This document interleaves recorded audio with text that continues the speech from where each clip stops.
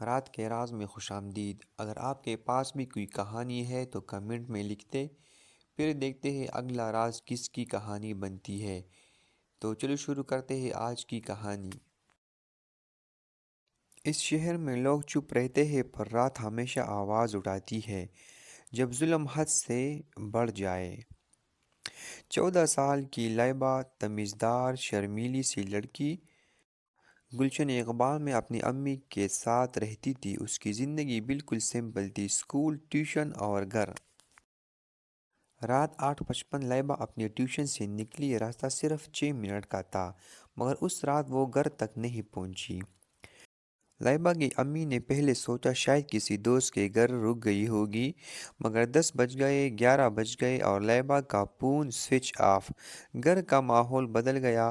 پڑوسی آنٹی شگفتہ، جن کا ہر معاملے میں ٹانگ دینا مشہور تھا، فوراً بولی، باجی یہ زمانہ اچھا نہیں، مجھے تو اس گلی کے نکڑ پر گھومتا وہ اجنبی آدمی بہت مشکوک لگتا ہے۔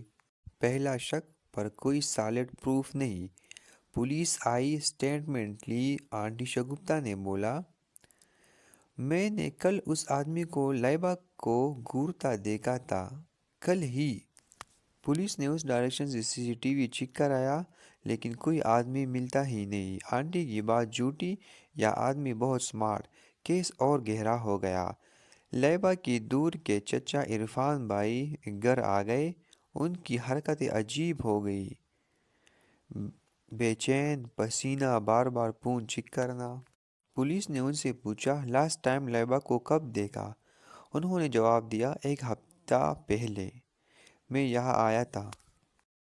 مگر لائبہ کی امی نے فوراً بولا، جھوٹ، تم تو کل ہی گھر کے باہر لائبہ سے بات کر رہے تھے۔ عرفان کا چہرہ پیلا پڑ گیا۔ اب شک سیدھا فیملی پر آنے لگا۔ پولیس نے CCTV کنفرم کیا۔ لائبہ کو ایک عجیب سی بلیک بائک کے پاس رکتے ہوئے دیکھا۔ ڈرائیور کا چہرہ ماسک سے چھپا ہوا، پر ایک چیز نوٹ ہوئی، بائک پر ایک بلو ڈریگن کا چھوٹا سٹیکر۔ یہ سٹیکر کراچی میں بہت کم لوگ لگاتے ہیں۔ پولیس انویسٹیگیشن جاری رہی، لیکن ابھی تک کوئی کلو نہیں ملا۔ پھر 2 دن بعد لائبہ کی فیملی کو ایک براؤن انویلپ ملا۔ اندر ایک پرنٹڈ فوٹو۔ لائبہ زندہ تھی، مگر اس کے ہاتھ باندھے ہوئے، اور پیچھے ایک اندھیرا ادھورا کمرہ جس میں سیمنٹ کی خوشبو جیسی دھول۔ فوٹو کے نیچے لکھا تھا، 12 لاکھ ورنہ تصویر اگلی دفعہ اور بری ہوگی۔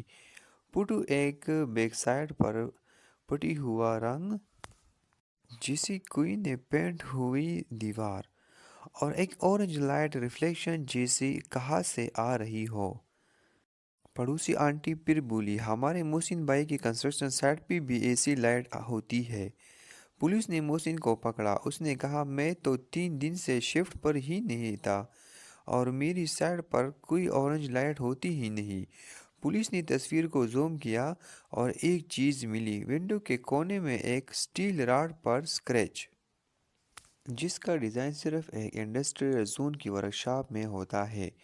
اب کیس سیدھا کراچی انڈسٹریل ایریا کی طرف مڑ گیا۔ پولیس نے عرفان کی فون چیک کیا تو پتہ چلا اس نے بلیک بائک سیل کی تھی 2 مہینے پہلے۔ بائک خریدنے والا آدمی فیک سنیسی کا، اس بائک پر بلو ڈریگن سٹیکر لگا ہوا تھا۔ عرفان چچا نے بولا، میں نے کچھ نہیں کیا، شاید اس آدمی کا کنیکشن ہو۔ اب شک ان سے ہٹا، پر راستہ کلیئر ہو گیا۔ اورنج لائٹ کلو نے پولیس کو ایک پرانی آئرن ورکشاپ تک پہنچا دیا۔ گیٹ بند، اندر کمپلیٹ اندھیرا۔ جب رات 2 بجے ریڈ ہوا تو ایک کمرے کے اندر لائبہ ملی، زندہ، ڈری ہوئی، ہاتھ باندھے، اور پاس ایک موبائل ہولڈر جسے کڈنیپر تصویر لے رہا تھا۔ لائبہ نے ہچکیوں میں بولا، وہ آدمی مجھے رات کو فالو کرتا تھا، بائک والا، ان سے مجھے زبردستی اٹھایا۔ جب پولیس نے دوسرا کمرہ کھولا، وہاں سے ملنے والی چیز نے کیس کا سب سے بڑا راز کھولا۔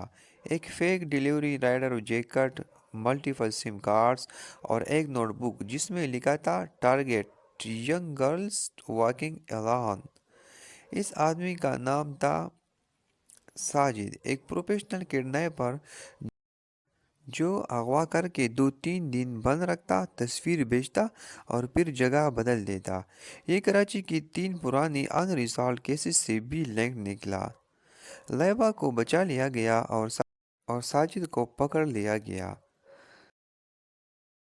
غلط شک انسان کو برباد بھی کر سکتا ہے، مگر صحیح کلو کسی زندگی کو بچا بھی سکتا ہے۔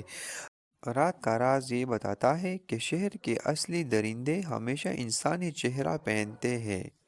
تو چلو ملتے ہیں نیکسٹ ایپیسوڈ پر۔ اپنا ڈھیر سارا خیال رکھیے گا۔